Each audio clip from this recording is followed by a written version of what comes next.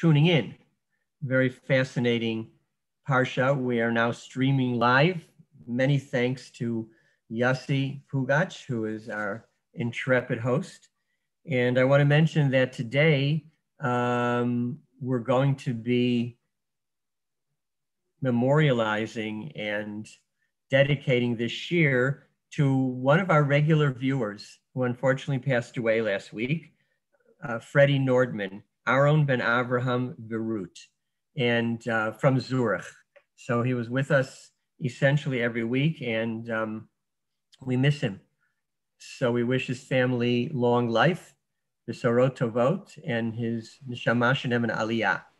We're going to discuss what I think is obviously a very topical issue that is really brought home by this Parsha of Pinchas. It's a long Parsha. There's a lot in it, but we're going to focus on one specific topic, and that is choosing Jewish leaders.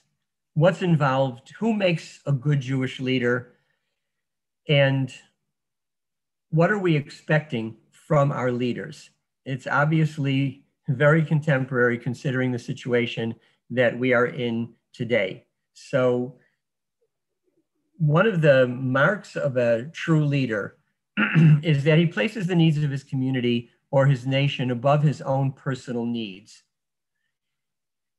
And we see this, of course, with Moshe Rabbeinu. He doesn't want to be the leader. He has his hands full with all kinds of issues. Hashem, however, sees in him what you might say is the ideal Jewish leader. And essentially, he imposes upon him this responsibility to lead the nation.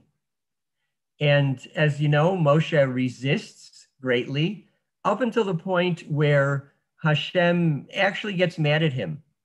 And you can, as it were, they have this relationship where they can communicate to the point where Moshe brings out these emotions from Hashem.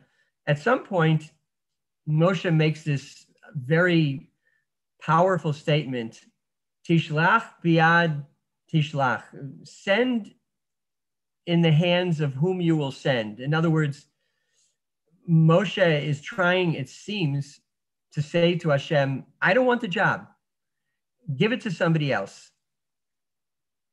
Moshe, the rabbis say, is not saying this not only because he felt a bit insecure about his ability. Of course, he was the most modest of men, anav mikol adam, but also because he understood that he was not going to be the final redeemer.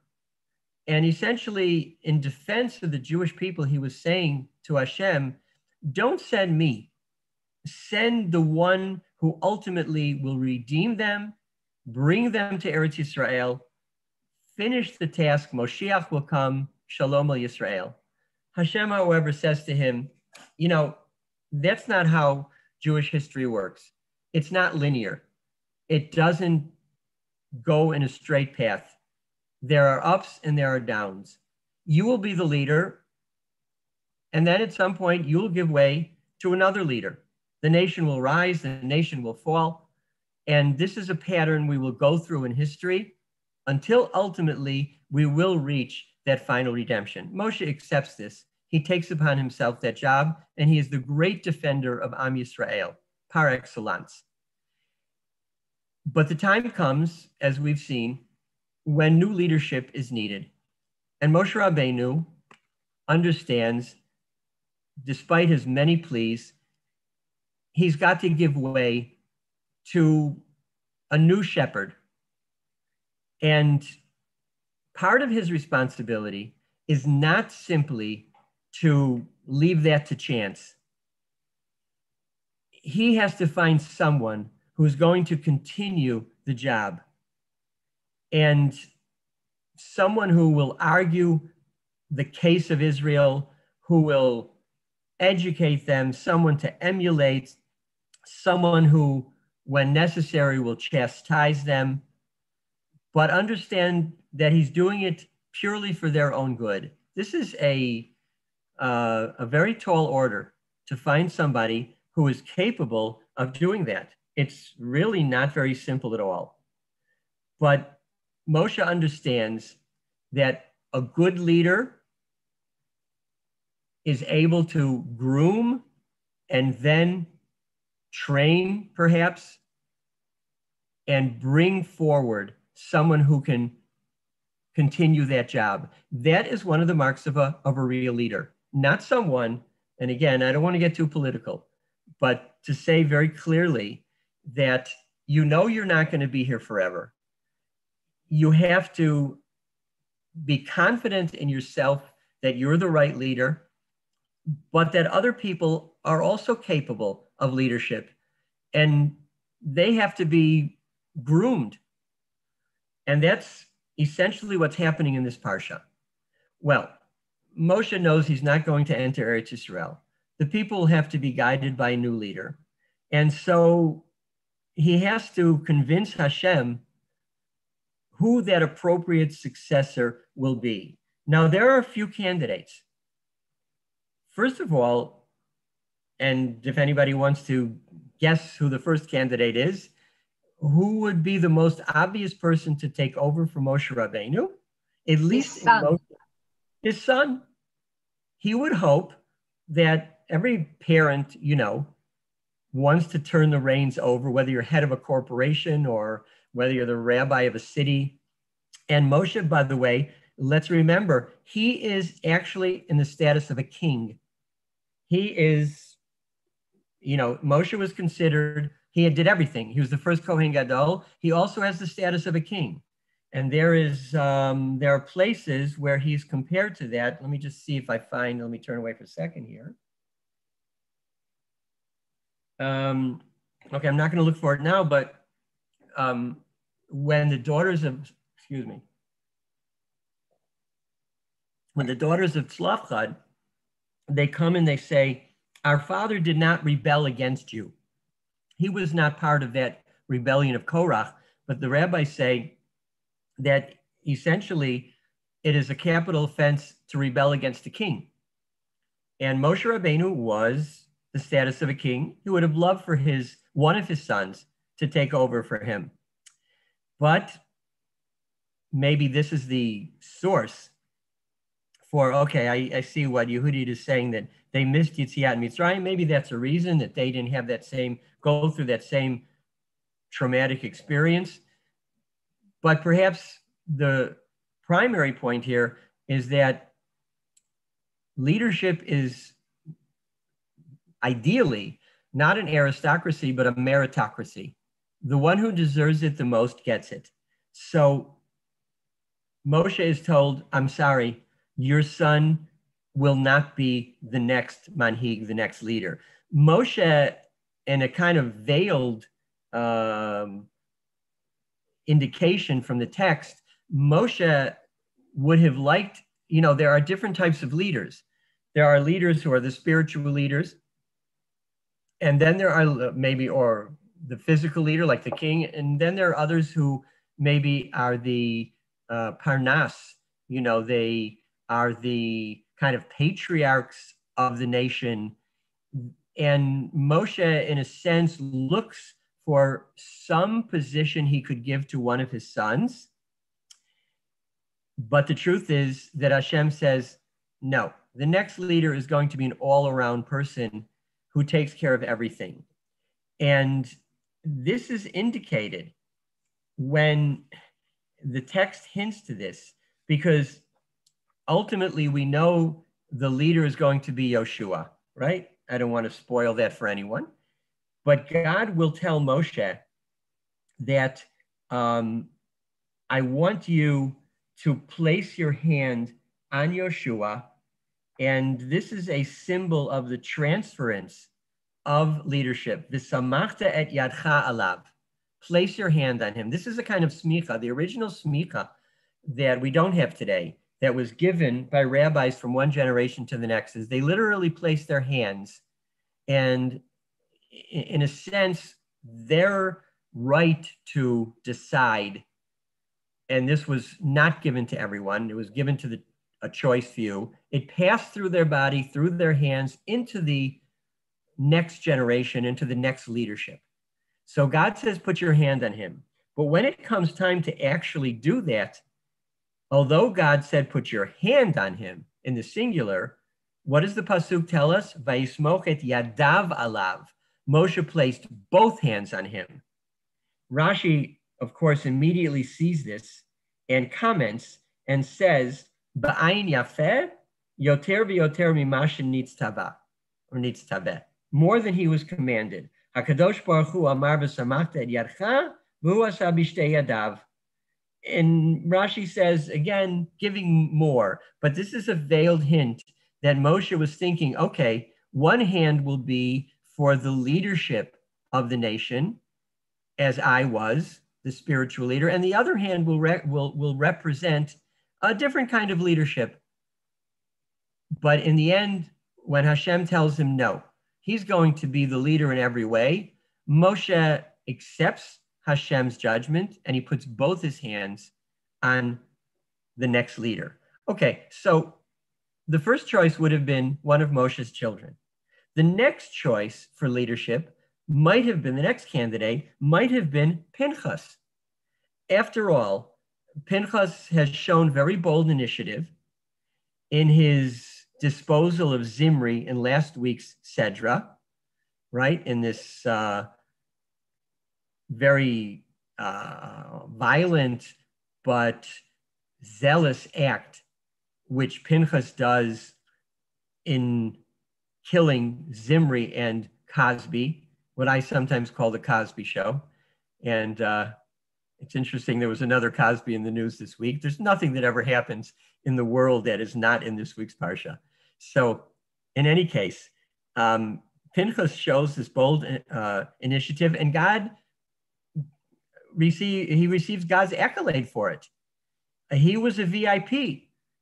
Pinchas was a Kohen Gadol from whom all future Kohanei Gadol will descend throughout history.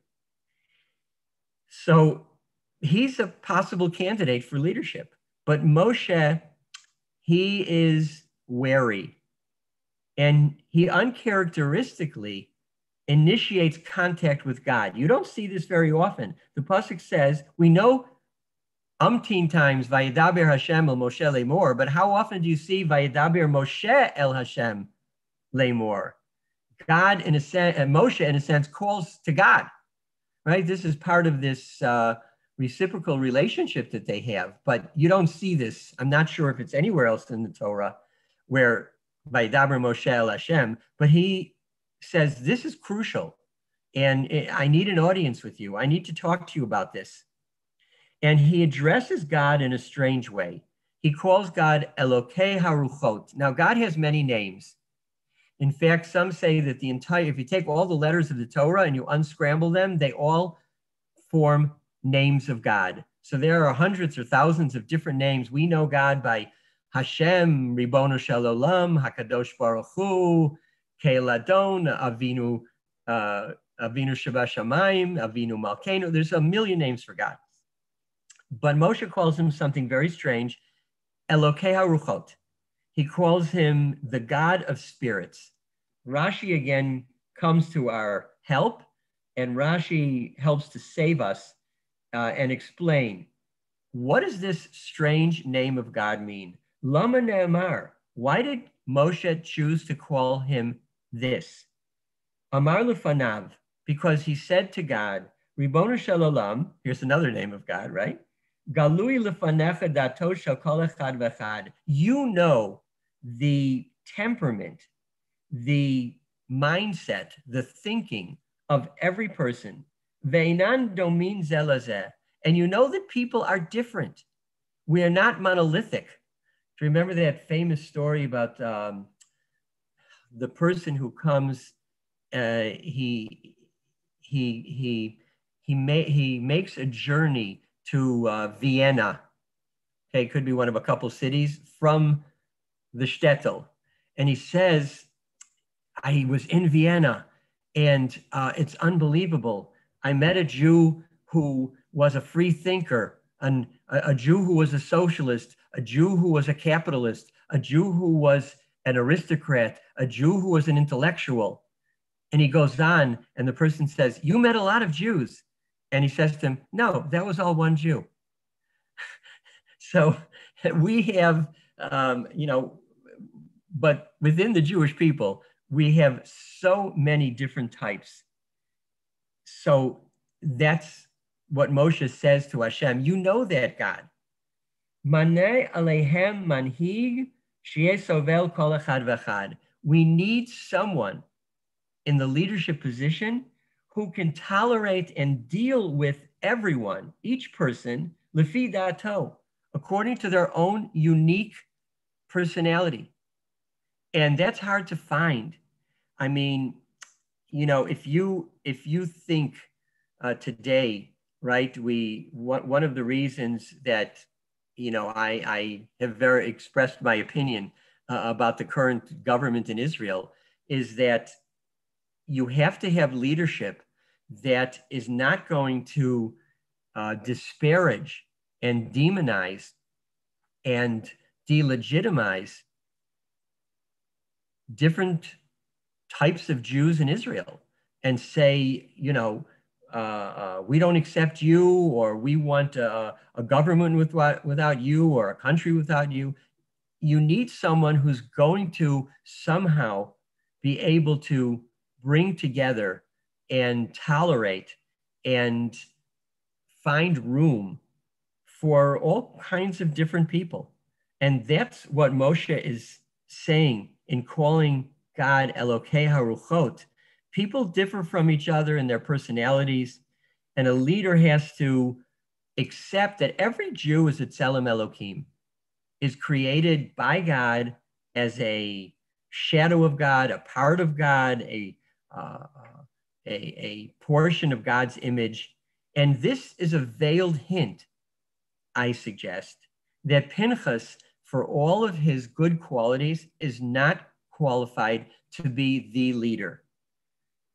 Because although he, again, is rewarded by Hashem, who says, he gives him very high marks at the beginning of the Parsha.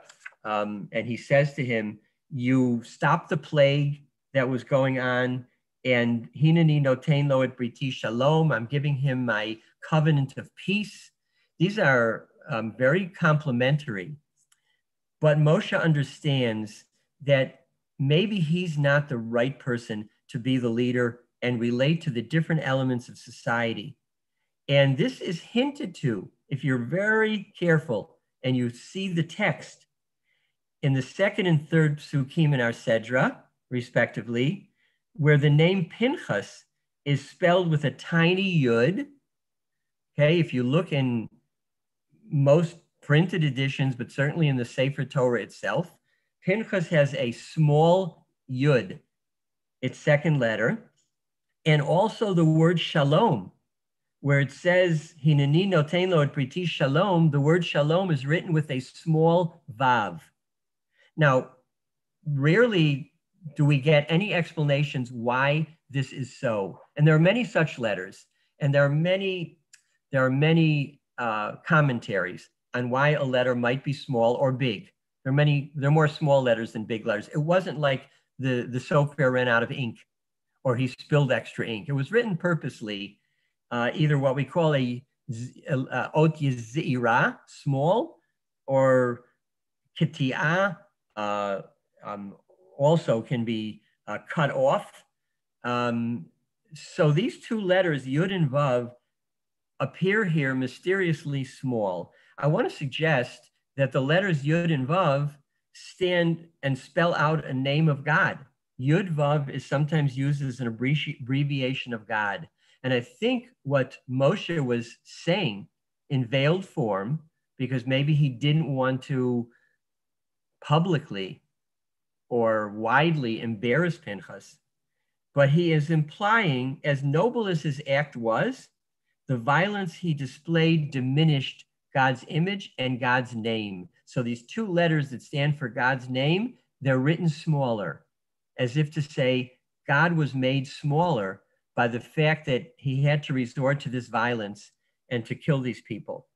And Moshe is troubled by Pinchas's anger, righteous as it may be, because Moshe knows what that involves. He himself had a temper problem throughout the 40 years that he took us through the desert.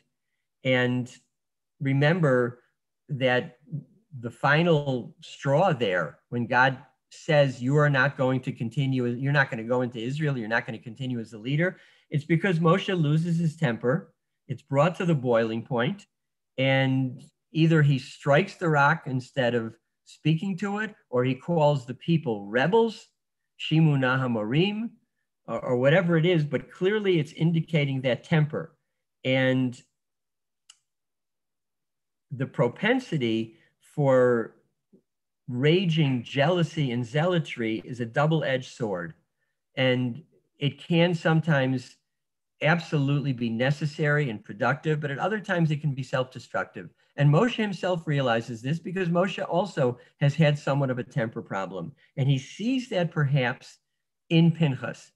And so he subtly veiled, in a veiled way, pleads to God, Elokei HaRuchot, the God who knows and tolerates all the different temperaments. Let's make sure to appoint a leader who can do the same. So in the end, of course, it is Yoshua who is chosen. Now, Yoshua also, interestingly enough, he also could be impetuous and intolerant. Do you remember the story way back in Bahalotcha? In Bahalotcha, there was a story about the appointment. Hashem says to help Moshe, you're going to have some prophet helpers. And they take the 12 tribes and they say, we're going to appoint 6 prophets or 6 names for each tribe by lot. You see in the Torah, sometimes there's a kind of lottery, and they're going to be slips that these people will draw. And because the Sanhedrin can only have 70 members, and there are 72 lots, 2 of them will be blank. And that's how the 70 elders are chosen, by lot, but also we say heavenly decree. Those who got the right lot or raffle, they were meant to get it. Well, in this story, although this happens in the camp, there are 2 people outside of the camp named Eldad and Medad, and they begin to prophesize. And at first, it appears maybe they're doing this without having been chosen, because they weren't there at the lottery. It turns out, however, that they were humble and they didn't want to be publicly chosen because they felt it would be, as we'd say in Hebrew, a schwitzer, somebody who shows off. They didn't want to show off. So they were legitimate. But Yeshua didn't quite realize this, and he took this as an affront, saying, you can't be a prophet without being properly chosen. And so he turns to Moshe, right? And it says, Vayan Yoshua ben Nun misharet Moshe b'churav.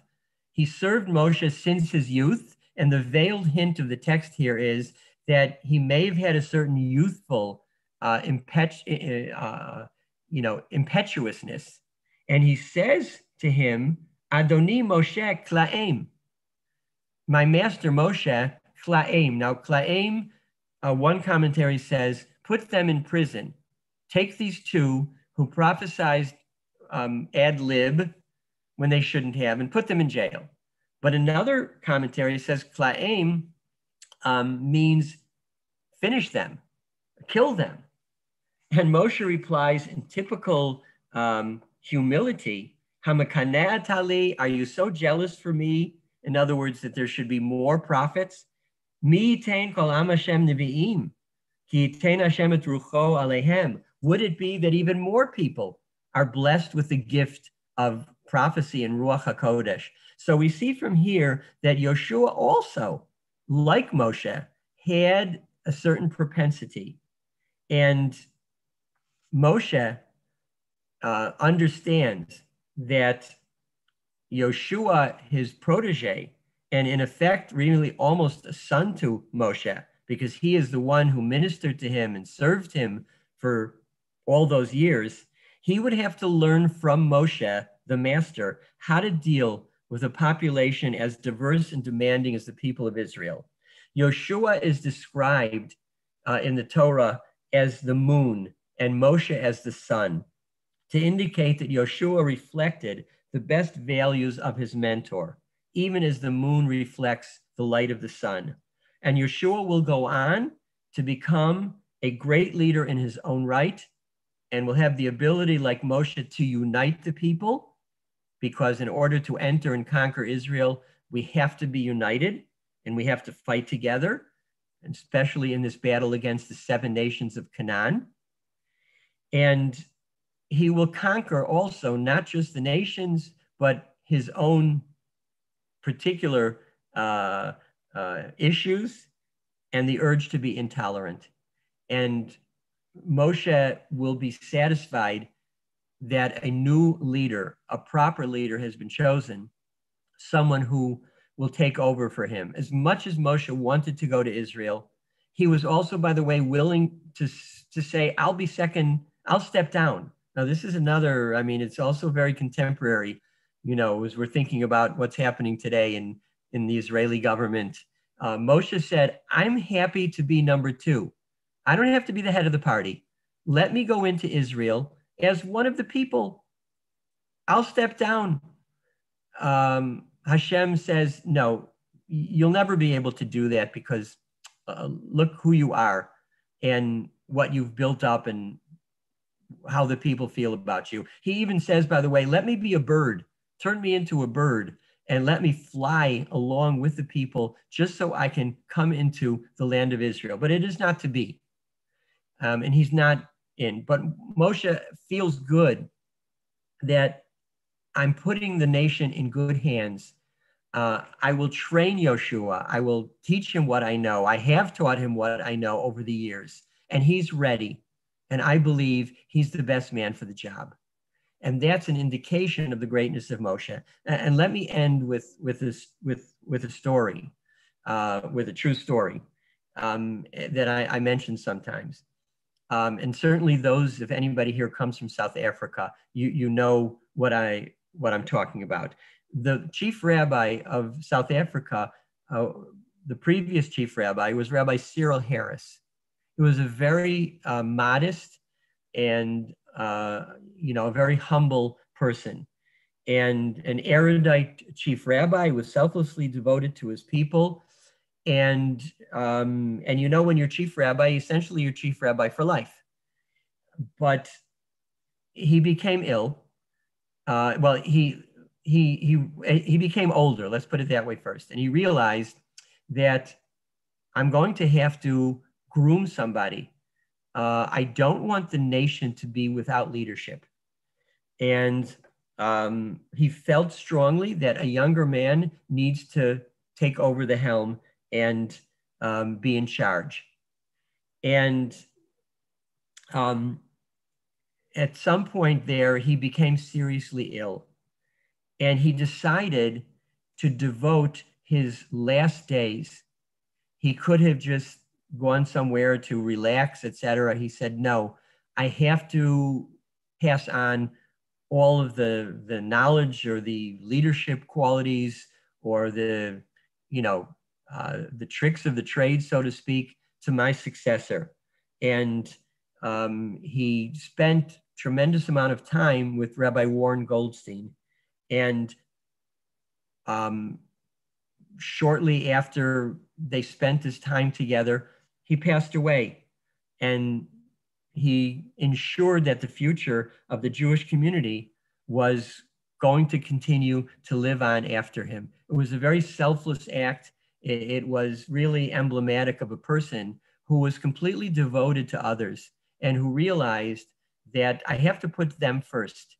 And I cannot leave the sheep without a shepherd. I cannot leave, the class without a teacher, the ship without a captain.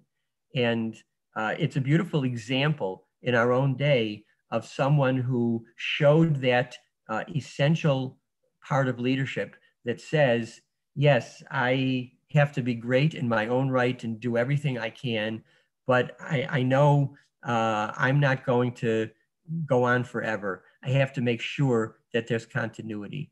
And this was something that Moshe felt deeply about, and it's just an indication of why he is considered to be the great leader par excellence of the Jewish people. Would that we would have similar leaders today who would recognize that the people come first, that the nation comes first, and that I am there, if I so choose, I'm there to serve the nation and not to be served by the nation. So I wish everybody a Shabbat Shalom. If you want to unmute and say a word or two, we have a couple of minutes that I'm happy to hear you if anybody wants to add something. But you have to unmute yourself. Okay, again, somebody commented, Yudit, about showing anger, Pinchas, that's all true, but there is a limit to it. So, you know, Moshe recognized that anger, it can be well placed, but if it gets out of hand, it doesn't help anybody. Yes, anybody want to make a comment? If not, I assume you agree with every single thing I said. Especially the political part. Yes, yes. You can pretty much draw your own conclusions, but yeah, right. the truth is that this is the important point, that we serve the nation does not serve us. Yeah, tell them. Otherwise you're in the wrong business. Otherwise, you know, go into finance, high tech, etc. But even there, whatever you do, you can utilize your position for the better good, for the good of the community as well. Rabbi? Yes. Why was it that Tzeitzah of Yosef was chosen and not of David first? Since, I'm sorry, not of Yehuda first. Not well, I know Yehuda's children were chosen. What? No, as the leader of the people. Yoshua comes from Yosef. Oh, okay. That's a separate issue because you have two strains of leadership. You have Yosef and Yehuda. That's why you have a Moshiach ben Yosef and a Moshiach ben David. And so both of them are natural leaders. Yehuda's the strongest, so he's a leader by nature. And Yosef was, you know, one of Yaakov's firstborn. Reuven, unfortunately, did not, you know, live up to that potential. And as a result of that, Reuven was displaced. That was part of the rebellion of Korach that was joined by members of the tribe of Reuven who felt that they, you know, had been cheated out of their leadership position. But again, it's also a meritocracy. So Yehuda is a perfect example. You know, Reuven, Levi, Yehuda, and Yehuda is third born, but he's the natural born leader. And so is Yosef, and that's why the first king of Israel, of course, is not from Yehuda, but is from Yosef. But my question is why, if Yehuda is the natural born leader, then why is the first chosen bloodline to lead coming from Yosef? Okay, we talked about that in a previous shiur, and that is because Yosef and his lineage always lead the way. They always are self-sacrificing, and they always clear the path. That's why Moshiach ben Yosef will fight and die in order to give Moshiach ben David the opportunity to take over for the final Geula. So, but that we talked a little bit about, but that's a good question, and that was the topic that we looked at, which is a beautiful idea that goes throughout history, and that's why Shaul is chosen, even though the Torah says Lo Yasir Shevet mi Yehuda, the scepter will never depart from Yehuda, but that's only once he gets it. Until then, somebody else can serve. Shabbat Shalom. God willing, we'll see you next week. Thank you. Shabbat Shalom. Thank you very much. Shabbat Shalom. Shabbat Shalom. Shabbat Shalom. Thank you very much. Bye, Marcia. Bye.